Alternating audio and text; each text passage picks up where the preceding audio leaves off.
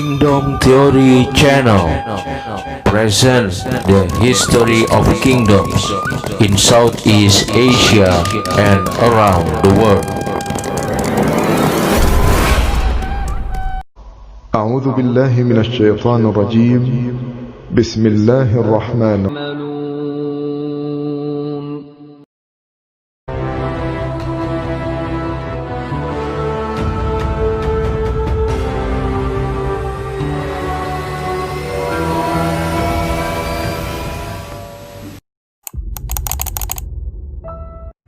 Sebelum dimulai, dimohon untuk ketik like, subscribe, serta pencet tombol notifikasi serta tinggalkan komen demi kelangsungan channel Kingdom Theory ini. Terima kasih.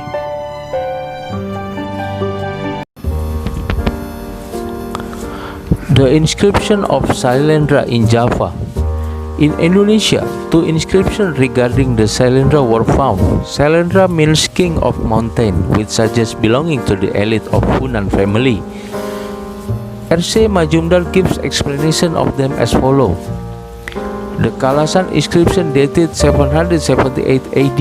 This inscription dated in 778 was discovered at the village of Kalasan in Yogyakarta district. The preceptor guru of the Syailendra king have a temple of Tara built with the help of Maharaja Pancapana Panamakaran. This sentence is a little confusing because it implies existence of two kings in the kingdom of Syailendra. The senior king's guru asked to the junior Maharaja Pancapana Panamakaran to help the construction of a temple of Tara.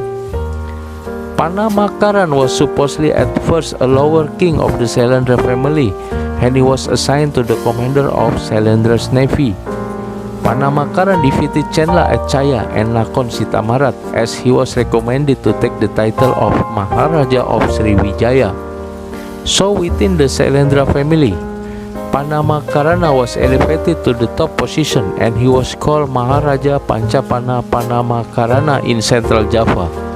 As he was assigned the Maharaja of Sriwijaya, the balance of power in the Mataram kingdom changed, so the Sanjaya family gave way to Syailendra. Thus he was promoted as the great king of Central Java. In the Ligor inscription, Panamakarana was called the brave enemy killer, Vira Parimatana. This means that Panamakarana, as the commander of the Syailendra force, defeated Chenla completely at Chaya. And the second one is the Klurak inscription dated at 782 AD. This inscription was originally situated at Klurak to the north of Rolo Jongrang Temple at Prambanan in Yogyakarta district. After praising Buddhist deities, this earth is being protected by the king named Indra, who is an ornament of the Syailendra Dynasty and the killer of enemies, well-known hero. Panamakarana was also praised as a great warrior and commander representing the Syailendra Dynasty. The name of the first Maharaja of Sriwijaya group was Rakai Panangkaran of Syailendra. Thus the last subordinate state of Silifosi Sriwijaya became the champion of the group. It was not clear why the name of Syailendra did not appear before 778, the date of the Kalasan inscription in front of Java people. But suddenly, the king named Indra appeared with the title of Maharaja Panangkaran, who defeated the Chenla army. The influence of Mahayana Budhism emerged strongly in the Central Java, and the script of Northern India, which was used in the inscription of Kalasan and Klurak, was apparently owing to this influence of Western Bengal and the University of Nalanda in India. And the third one is the Sojomerto inscription. In addition to the above two inscriptions, one more important inscription related with Syailendra was found in 1963 in the province of Pekalongan, written in Old Malay language known as the Sojomerto inscription. Its date is not clear but is estimated of the 7th century. In this inscription, the name of the Dapunta Syailendra was found. Syailendra is Malay expression of Syailendra in Sanskrit. The meaning of Dapunta is not clear, but almost His Highness. On the Kedukan Bukit inscription of Palembang, we can find the name of Dapunta Hyang. So this Dapunta Syailendra might come from Sumatra or from the Malay Peninsula. presumably as a commander of Sriwijaya army, despite from the Bangka Island in 686. There is no other evidence, but such a hypothesis may be arguable. In addition, Sriwijaya's navy probably occupied Pekalongan, which was a major port of the Central Java in ancient time, and probably the capital of Old Kaling, Sanjaya. Dapunta Syailendra may be one of the kings of Sriwijaya Empire and later become a founder of the Syailendra Kingdom. The descendant of Dapunta Syailendra survived in the Central Java and few generations later.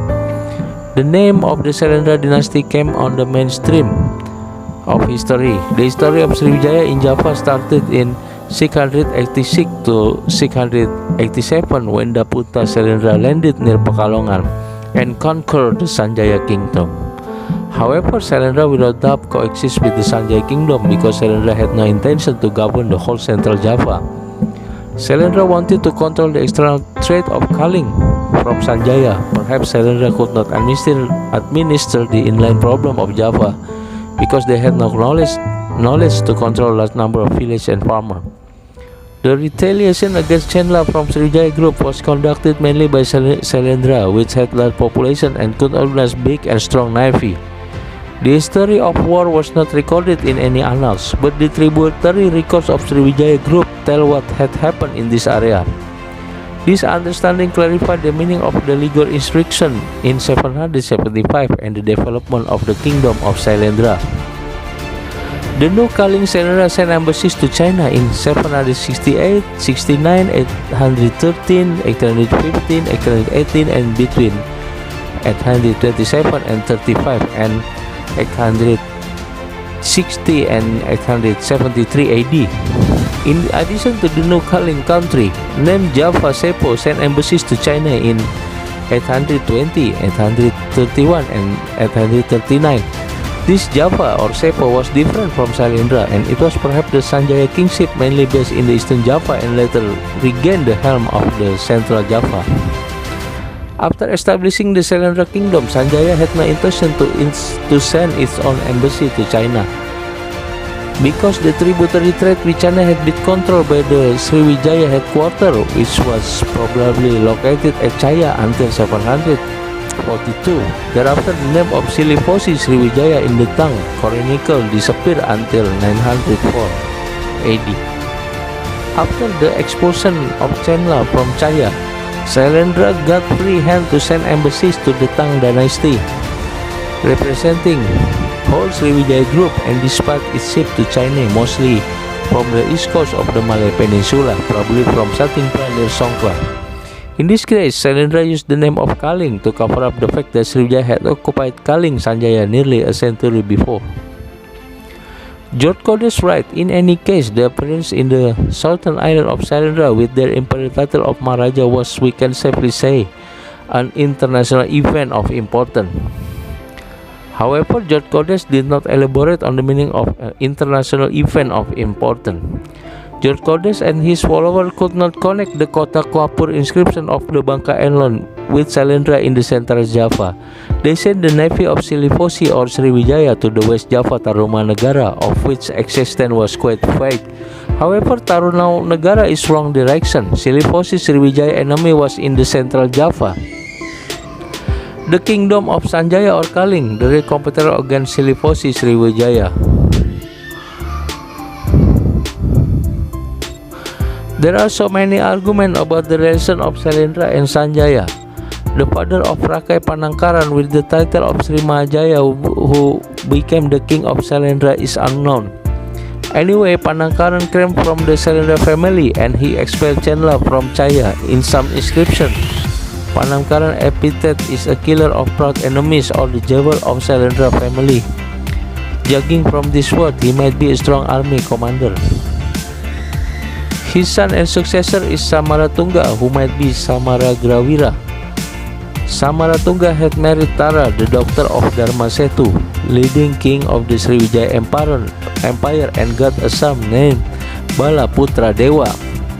Samaratunga had another first wife with whom he got a daughter, Princess Pramoda Wardani.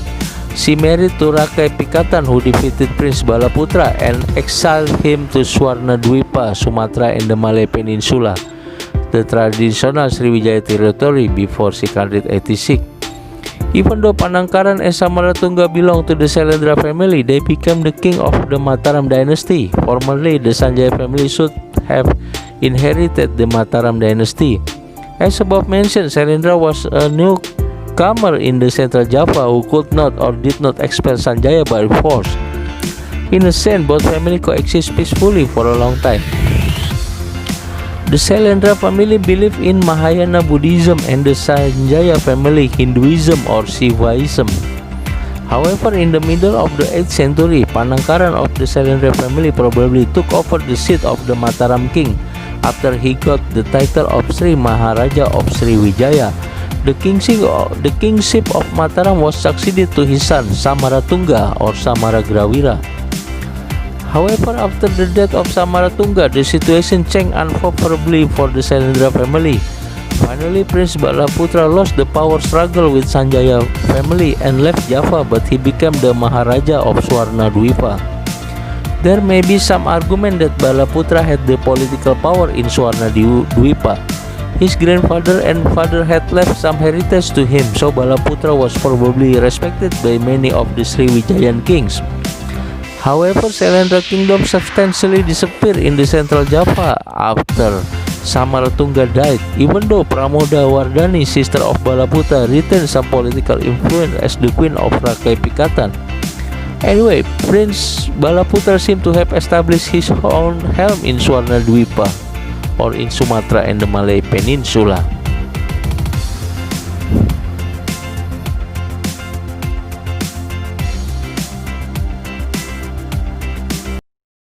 Terima kasih Anda telah menyaksikan video dari channel Kingdom Theory. Sebelum diakhiri, mohon ketik like, subscribe, serta tombol notification dan tinggalkan komen demi kelangsungan channel ini. Terima kasih. Welcome to Kingdom Theory Channel.